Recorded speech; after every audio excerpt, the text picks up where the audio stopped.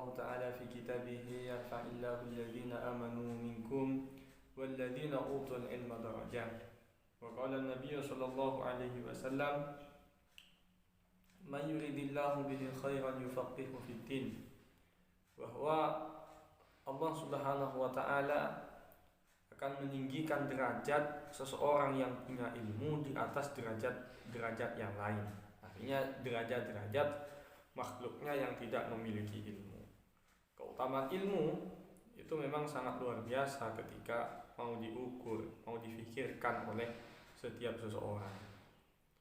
Karena yang menentukan tinggi derajatnya seseorang itu nanti berdasarkan keilmuan yang dia miliki. Dan juga disebutkan atau disabdakan oleh Nabi Muhammad SAW bahwa orang ketika dikehendaki oleh Allah Subhanahu wa taala, maka orang itu akan diberikan pemahaman tentang ilmu agama. Tolak ukur orang itu akan menjadi baik adalah ketika dia seberapa paham dia tentang masalah-masalah keagamaan. Karena ketika dia paham masalah keagamaan, maka dia akan senantiasa berpikir di dalam kehidupannya, berpikir melalui atau berpikir dengan timbangan keilmuan yang ada pada dirinya. Sehingga setiap keputusan apapun yang dia ambil, maka tidak akan lepas dari peran sebuah keilmuan. Sehingga orang yang punya ilmu ini ya tidak akan hidup bahagia. Dikatakan oleh Imam Syafi'i, man arada dunya fa alaihi bil ilm.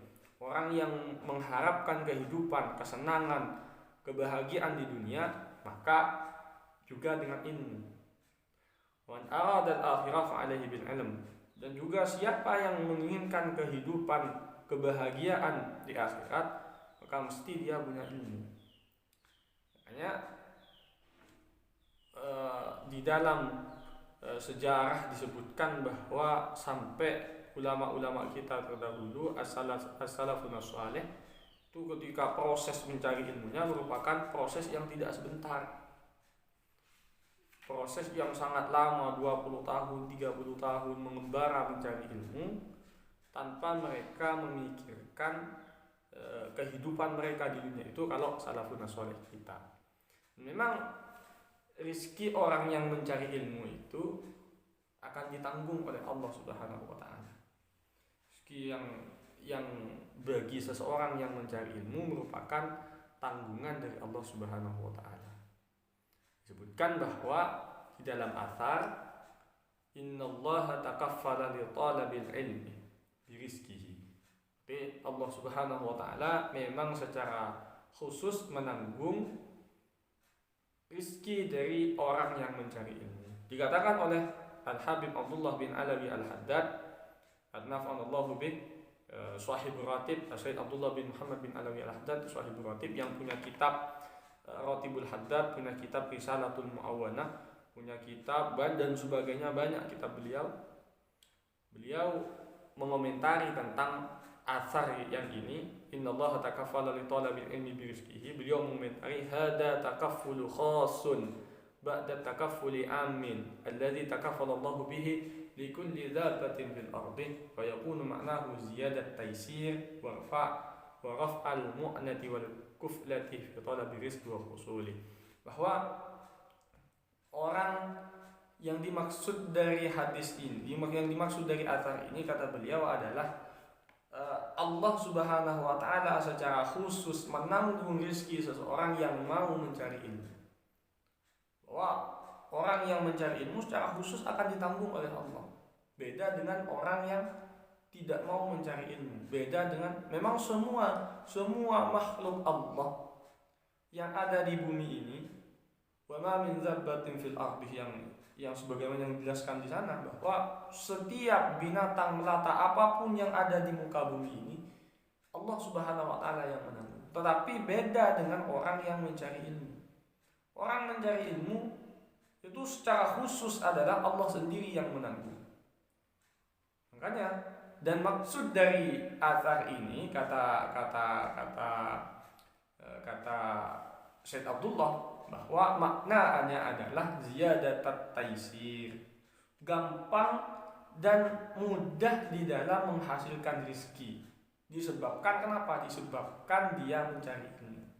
Jadi kerja apapun selama hatinya atau keinginan tetap ta'alluq terhadap mencari ilmu, maka oleh Allah Subhanahu wa taala tetap akan diberikan kemudahan, akan diberikan kelapangan di dalam menghasilkan rezeki tersebut. Memang tetapi dan banyak sebenarnya ada banyak cerita sebenarnya dari ulama salaf ketika mereka menuntut ilmu justru dimulai dari usia mereka ketika sudah tua, sudah tidak muda lagi. Yang biasa kan menuntut ilmu itu dimulai dari usia dini, tetapi tidak ada memang dulu sebagian, tidak semua tapi sebagian, mereka mulai mencari ilmu setelah usia mereka mulai agak tua. Maksud mereka adalah ketika ditanya, kenapa kamu mencari ilmu kok sudah tua? Kenapa kok tidak dari dulu?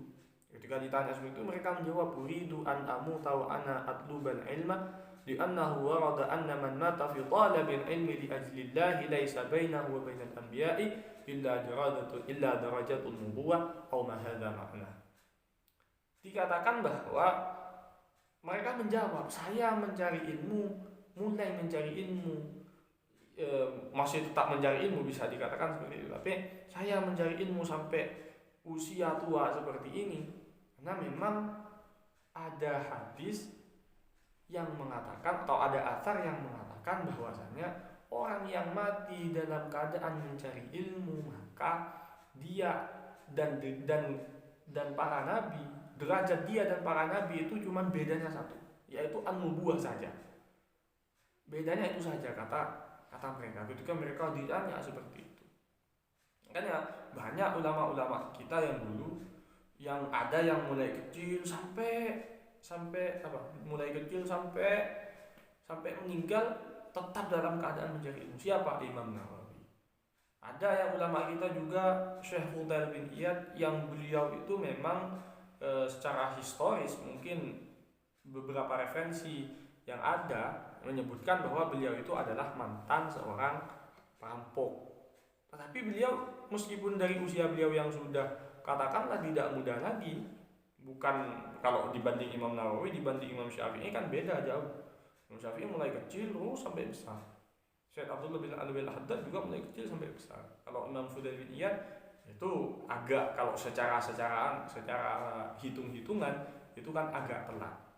Tapi karena memang hada min fadlillah, ini memang keutamaan dari Allah Subhanahu wa taala, sehingga siapapun ketika Allah Ta'ala menghendaki dia menjadi orang baik, maka akan diberikan pemahaman tentang ilmu agama. Wa may yuridillahu bihi khairan yufaqihu fiddin. Ini mengenai rezeki sebenarnya para pencari ilmu tidak mesti khawatir. Dan juga mestinya para orang tua juga tidak khawatir ketika anaknya mencari ilmu, takut tidak punya uang dan sebagainya. Ada sebuah cerita tentang sholihin. Saya dengar cerita ini dari Al-Habib Muhammad Al-Habsyi. Ada sebuah cerita tentang orang soleh. Dia selama hidupnya senantiasa tersenyum.